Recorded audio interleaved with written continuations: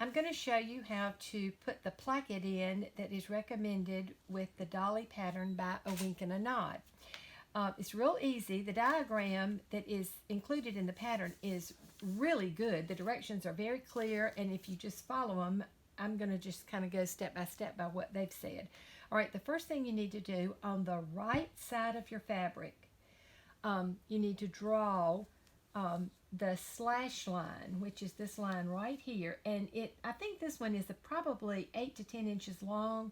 You can make your placket as deep as you'd like to, and after you draw this center back line, which is this line right here on my fabric, I used a ruler kind of like this one that has perpendicular lines, and then I lined up and drew a line perpendicular. I just lined up a straight line there, got it on the line, and drew another line across the bottom perpendicular, and that is the opening depth line. That way you know where to stop everything. After you've drawn the center line, the center slash line, then draw another line 1/4 of an inch on each side of that. And that's this line right here and this line right here, and those are shown right here on the sample. After that, measure a 3/4 of an inch over and draw another line. This one on the left and this one on the right. And that's just like these lines. These are labeled second fold lines. After that, the last lines you draw are the ones that are 3/8 of an inch over from this last line that you drew, and then you're through drawing lines.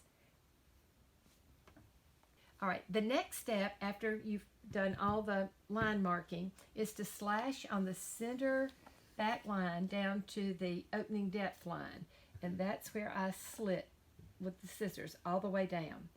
All right, after you slit all the way down, stopping right here, the instructions tell you, and it's labeled very clearly, on the right side, you cut over on the depth line 1/4 of an inch, right here. This is where I clipped, right here. And on the left side, you clip the 1/4 of an inch, just like the instructions say, a 1/4 of an inch plus the 3/4 of an inch. So you're cutting a whole inch on the left and only a 1/4 of an inch on the right.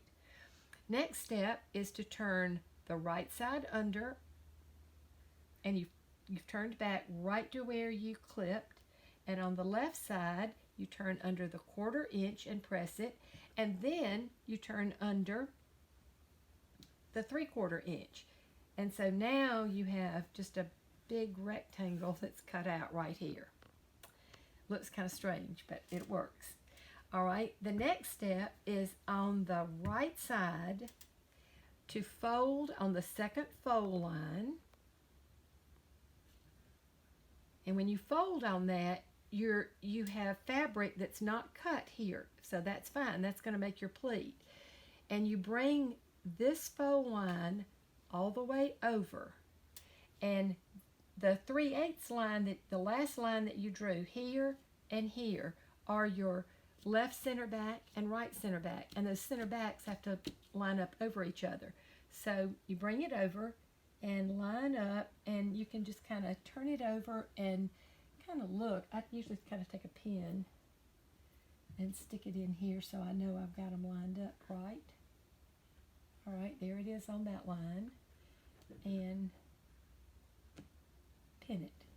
So my center back lines are lined up, and it made a lap.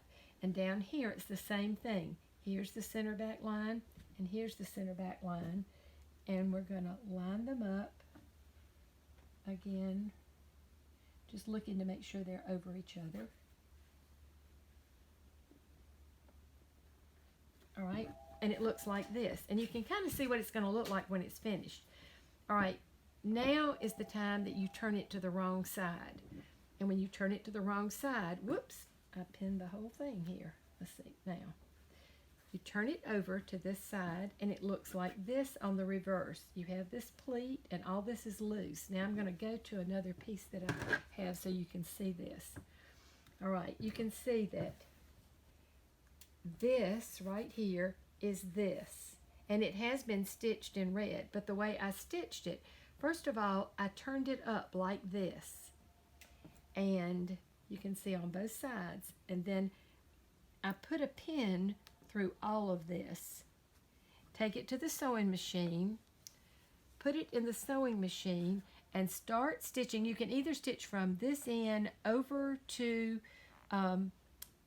this line that is the second fold line, or you can start here and go across.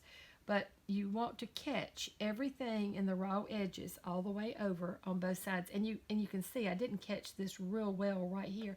I should have probably done this again.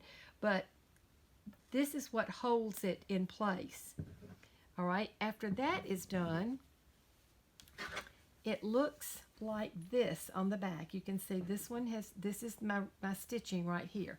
I turn it to the front, and again, I put a pin through all the thicknesses, and I start stitching about 1/8 of an inch below the zigzag. And I like to stitch from the right side just so I know I'm getting it straight and I can see what I'm doing. Start right at the edge of your placket and sew all the way over. And if I could see through this fabric, but if you couldn't see through it, you could also put another pin, wait a minute, right here, because you can feel through and you would know exactly where to stop, and that finishes it. And then all you have to do is press this pleat that's formed. This would be the rest of your skirt, and it has a nice pleat in it, and then your placket is all set and nice and pretty right here. And your buttons go on the left side, and your buttonholes go right here on the right side, and voila, you have the placket. I think that probably the common mistake that people make when they try to do this and they think it's hard to do is they maybe don't notice that here that it says front side of fabric, and you work from the front until you get everything folded and turned, and then you turn it to the back to do your stitching.